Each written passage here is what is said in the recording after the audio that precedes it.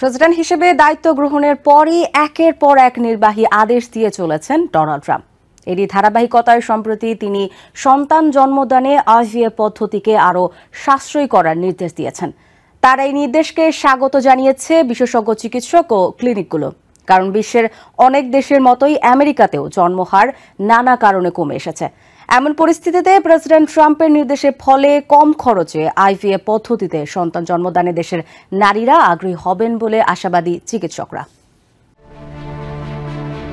2016 সালে প্রেসিডেন্ট নির্বাচিত হয়ে ডোনাল্ড ট্রাম্প গর্ভধারণের বিষয়ে তার কঠোর অবস্থানের কথা ঘোষণা করেন। একই সঙ্গে এটি আমেরিকা জুড়ে আইন করে নিষিদ্ধ করার বিষয়েও উদ্যোগ নিয়েছিলেন তিনি, যদিও সে সময় তার এই ইচ্ছার বাস্তবায়ন হয়নি। তবে দ্বিতীয়বারের মতো আবারও ক্ষমতায় এসে তিনি দেশে জন্মহার বাড়াতে এক নির্বাহী আদেশে আইভিএফ পদ্ধতিকে আরও সাশ্রয়ী করতে বলেছেন। ইনভিট্রো ফার্টিলাইজেশন, সংক্ষেপে আইভিএফ, নানা শারীরিক জটিলতার কারণে যেসব নারীরা স্বাভাবিক উপায়ে গর্ভধারণ করতে পারেন না, ক্লিনিক্যাল পদ্ধতি ব্যবহার করে ডিম্বাণুতে শুক্রাণু প্রতিস্থাপন করে তারা সন্তান জন্ম দিতে সক্ষম হন। আর এই পদ্ধতি যেমন জটিল তেমনি ব্যয়বহুল, যে কারণে অনেক বন্ধা দম্পতি ইচ্ছে থাকা সত্ত্বেও মা বাবা হতে অপারগ।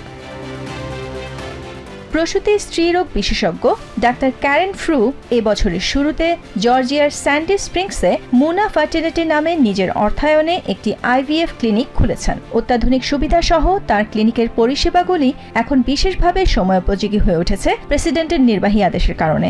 IVF is just one tool. আমেরিকানদের কাছে আইভিএফ এবং অন্যান্য চিকিৎসা পদ্ধতিকে আরো বেশি সাশ্রয়ী ও নির্ভরযোগ্য করে তোলা প্রয়োজন, কারণ এই চিকিৎসায় একবার খরচ পড়ে $12,000 থেকে $25,000।